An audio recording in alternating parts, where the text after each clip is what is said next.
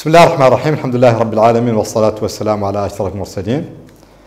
Bienvenue dans cette séance de mathématiques destinée aux élèves préparant le bac je me présente, professeur Mohamed Yahya Mohamed Abdeljalil, fondateur du projet Nashr al-Ma'arif. Aujourd'hui, on va faire une séance relative à la fonction ln. Il s'agit on va présenter le corrigé d'un exercice de la fonction ln niveau 7e D.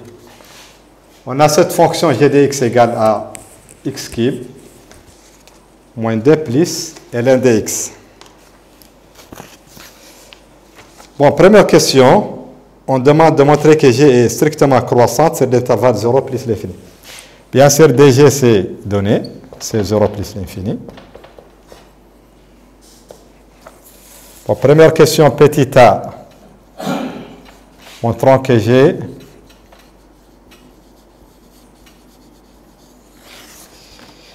est strictement croissante sur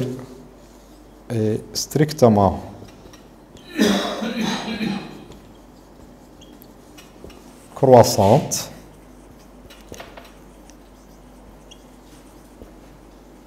sur 0 plus l'infini.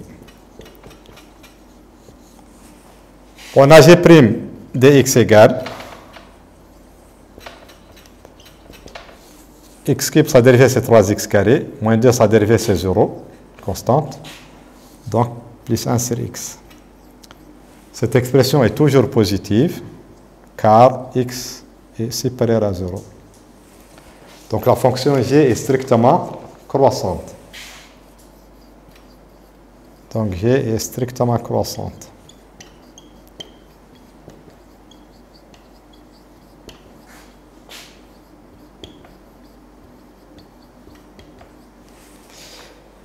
Bon, question B, dresser le tableau de variation de G. Donc B, tableau de variation de G. Bon, on a déjà la dérivée, il suffit de calculer les limites. Ici, la limite est facile. On a la limite quand x tend vers 0 plus de G de x. Ici, c'est 0, ici, c'est moins l'infini, donc c'est moins l'infini. Limite quand x tend vers plus l'infini de G de x égale à plus l'infini. On fait le tableau. X, 0, plus l'infini. G' de x et g de x. Positive, strictement croissante, de moins l'infini à plus l'infini.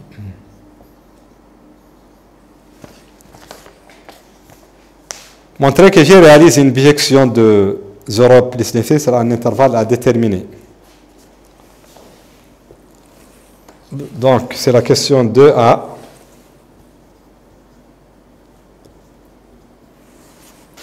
G est continue strictement croissante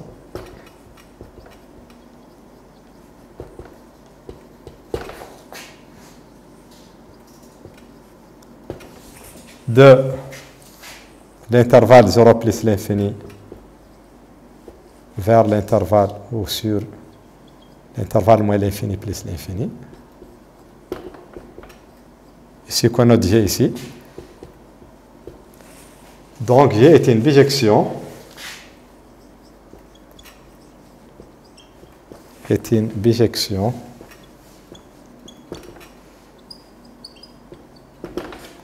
De 0 plus l'infini sur J.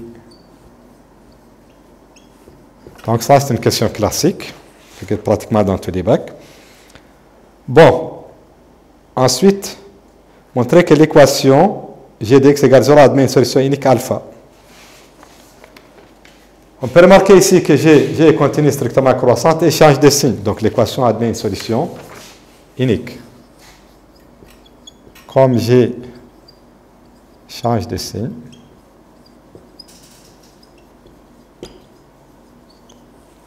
bien sûr en plus du fait qu'elle est bijective.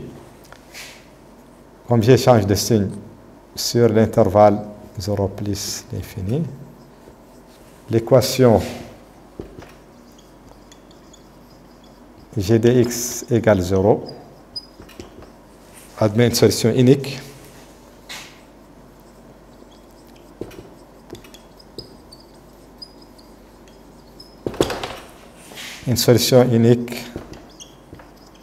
alpha avec alpha appartenant à 0 plus l'infini ou bien sur cet intervalle. Bon, on demande de montrer que alpha est compris entre 1,1 et 1,2, c'est facile. Il suffit de calculer g de 1,1 et g de 1,2, de montrer qu'elles sont de signes contraires. On a donc g de 1,1 fois g de 1,2 inférieur à 0. Donc alpha est compris inférieur à 1,2. Ça aussi, c'est une question classique. En déduire le signe de g sur 0 plus l'infini. On peut ici signe de g de x. Bon, c'est très simple. X, 0, alpha plus l'infini, g de x, ça n'est ici. Ici, d'après le tableau, alpha quelque part ici, 0. Donc, sur l'intervalle 0, alpha, elle est négatif, et sur l'autre, elle est positive. Négatif, positif. On passe à la partie B. Bon, dans la partie B, on a f de x égale à x moins 1 moins 2 ln de x sur x au carré, pour x appartenant à 0 plus l'infini. C'est sa courbe représentative. On demande de montrer que limite quand x tend vers 0 plus de f de x égale à plus l'infini et d'interpréter les résultats. Donc, premièrement, petit a.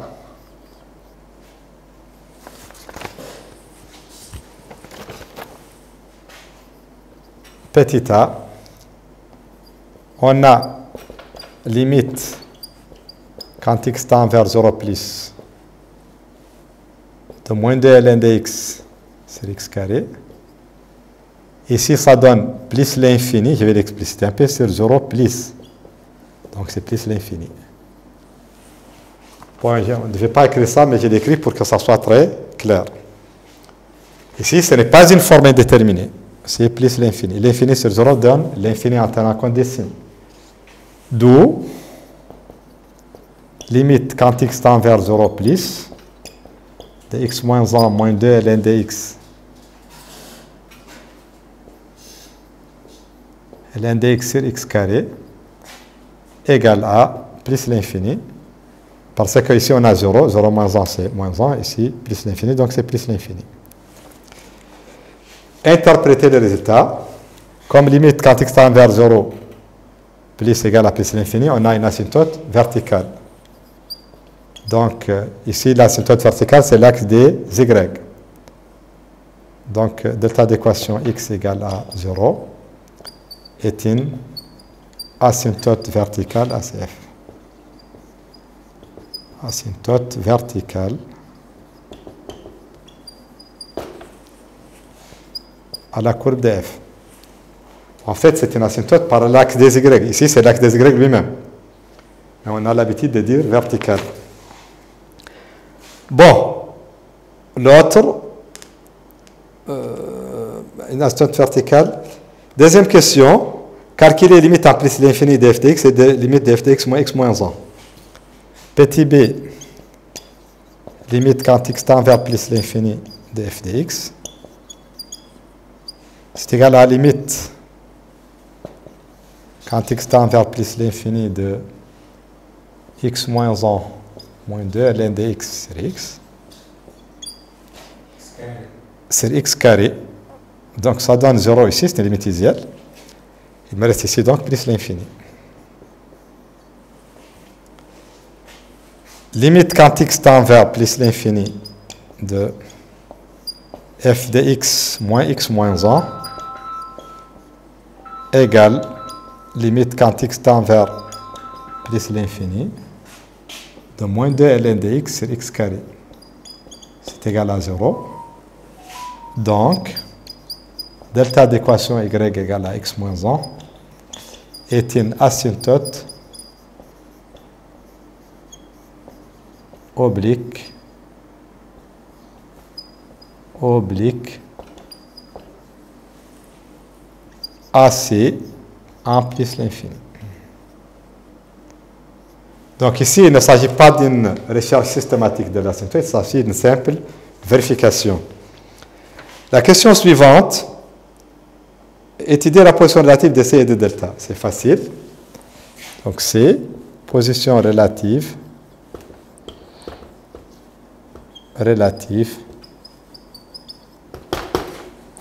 de C et delta. On a f de x moins x moins 1 égale à moins 2 ln de x sur x carré. Bon, x carré est toujours positif, bien sûr. Et le signe de ln, on le connaît. Il est positif pour x supérieur à 1 et négatif entre 0 et 1. Comme il y a un moins, donc c'est le contraire. Or, ln de x est positif si x supérieur ou égal à 1. Et ln de x est négatif si 0 inférieur strictement à x inférieur ou égal à 1. D'où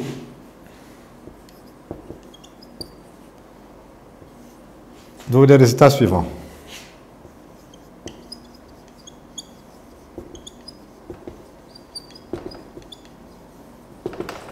Donc x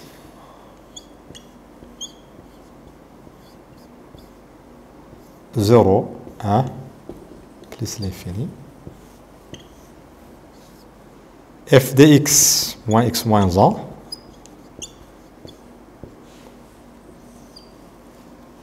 Et ici, position relative. Bon, cette expression s'en est ici. Dans l'intervalle 0,1, ln est négatif, mais ici on a moins ln, donc c'est positif. Ici c'est négatif. Donc ici la courbe est au-dessus de delta. Ici delta est au-dessus de la courbe. Et ici la courbe coupe delta. Donc c'est égal delta. Donc la courbe coupe delta au point d'abscisse x égale 1. Question suivante. Calculer f' de x. Donc, deuxièmement, petit a. F de x égale à x moins 1 moins 2 ln de x sur x carré.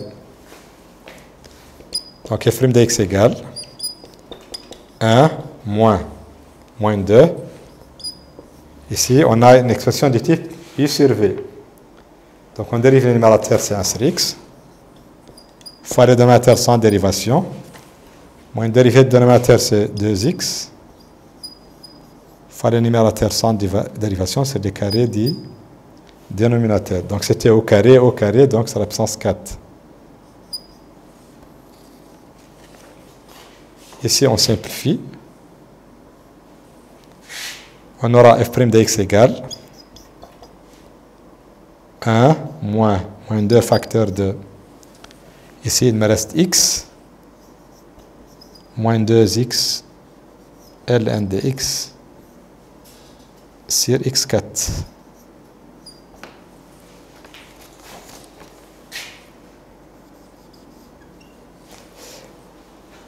Bon, en réduisant le même dénominateur, qu'est-ce qu'on aura? On aura ici x4.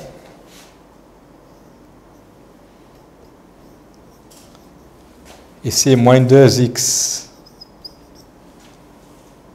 Moins 4 x ln de x sur x4.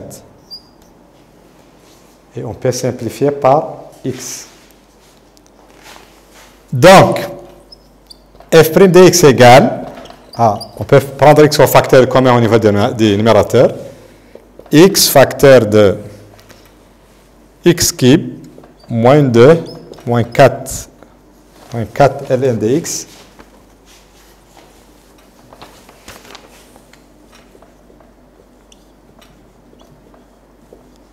ln de x sur x4. En simplifiant par x, on aura f' de x égale à x cube moins 2 moins 4 ln de x sur x cube. 4.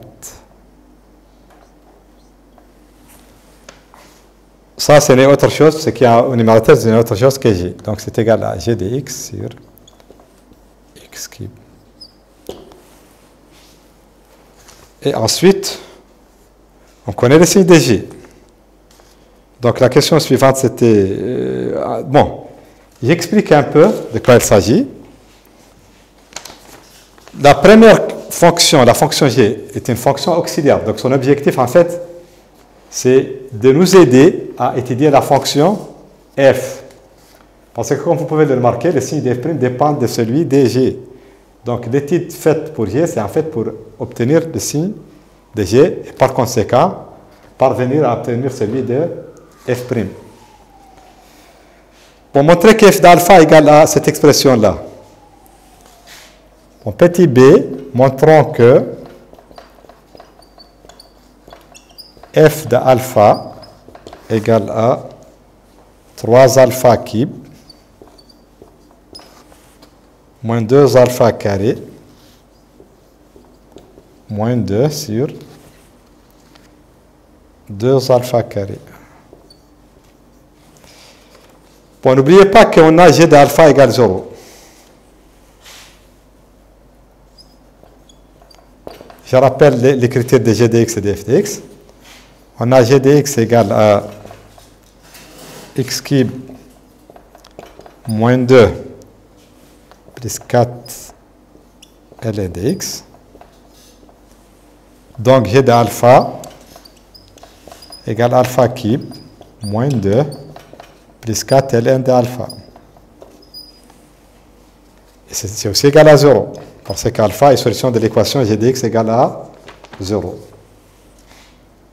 f de x égale à x moins 1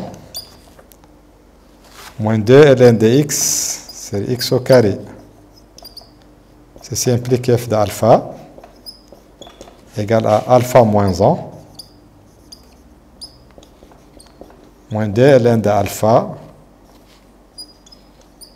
sur alpha carré. Mais ici, vous pouvez remarquer, il n'y a pas de ln d'alpha. Cette expression est indépendante de ln de alpha. Elle dépend uniquement directement de alpha. Donc, l'idée, c'était quoi? C'était de tirer la valeur de ln d'alpha d'ici, de cette relation-là, et de la remplacer par là. C'est ça l'idée. Pour trouver une relation qui ne contient pas ln de alpha. Ça, on va l'appeler la relation numéro 1. Et ça, la relation numéro 2. Donc, d'après 1, cette relation-là, on a 4 ln d'alpha, 4 ln d'alpha égale à moins alpha cube plus 2. Donc, ln de alpha égale à 1 quart de 2 moins alpha cube.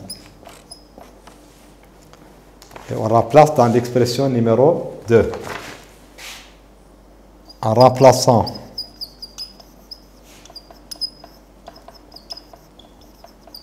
dans la relation 2, on aura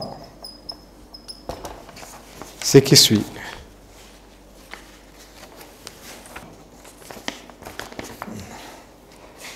En remplaçant dans 2, on aura donc f de alpha égale alpha moins 1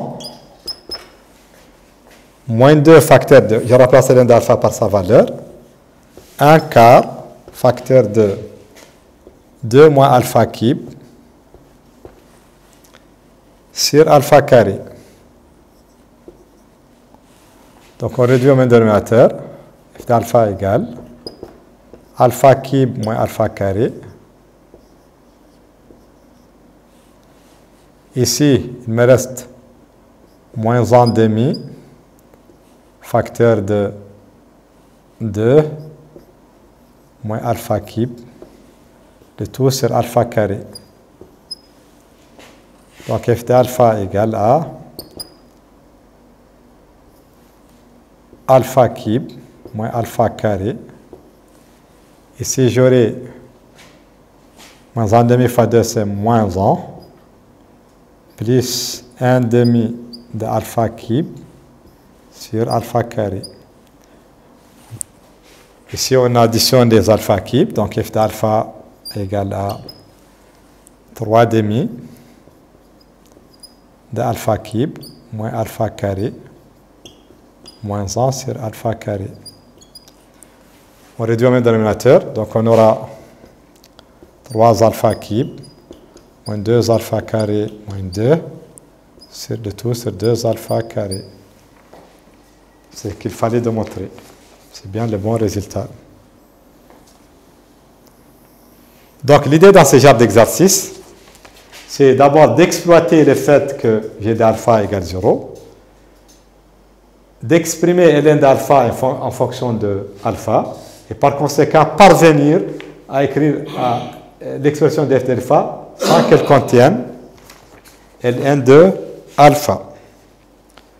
Dresser le tableau de variation de f. Donc, tableau de variation de f. Tableau de variation de f. C'est facile. X, 0.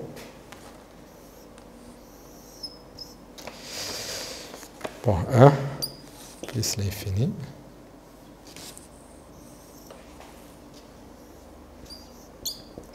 F' de x et f de x. Bon, on a f' de x égale à g de x sur x cube. X est positif. Donc f' a le même signe que g. Le signe de g, on l'a déjà trouvé. Bon, pour le tableau de variation de f s'annule en alpha. F' a le même signe que plutôt g s'annule en alpha. On a f' de x égale g de x sur x cube. Donc f' est du signe de g. G s'annule en alpha, avant t négatif et positif. Donc, fonction décroissante, croissante.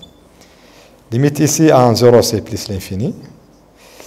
Et en plus l'infini, c'était aussi plus l'infini. Et ici, f d'alpha, on l'a ici. Ici, f d'alpha. Bon, voici le tableau de variation de f. Le signe de f est celui de g. G s'annule en alpha négatif dans l'intervalle 0 alpha et positif dans l'intervalle. Fonction décroissante, croissante pour f. Question numéro 3a. Troisièmement, petit a. Donnez l'équation de la tangente à la courbe au point A d'abscisse 1. Donc, équation de la tangente. Équation de la tangente.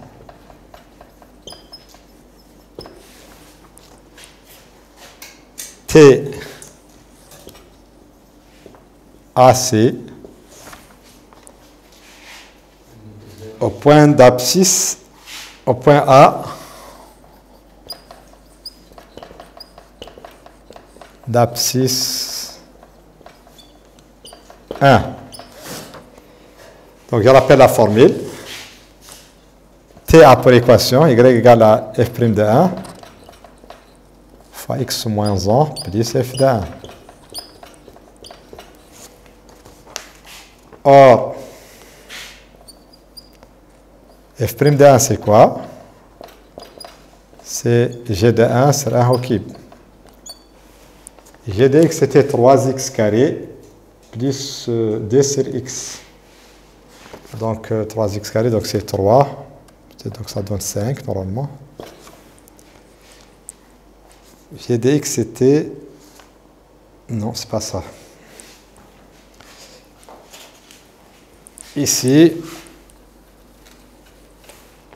f' de x égale à, ici c'est g de 1 sur 1 au cube. Or, g de 1 c'est quoi? Je remplace dans l'expression de g. G de x égale x carré moins 2 plus 4 ln de x. Donc en remplaçant par 1, on trouve 1 au cube. 1 au cube c'est 1 moins 1 donc c'est moins d plutôt, donc c'est moins 1. 4 ln de 1, c'est 0, donc c'est moins 1. F de 1, je remplace dans l'écriture de f, donc ça donne 0. F de 1 égale à 0. D'où la tangente à l'équation y égale à moins x moins 1 plus 0. Donc c'est t après équation y égale à moins x plus 1.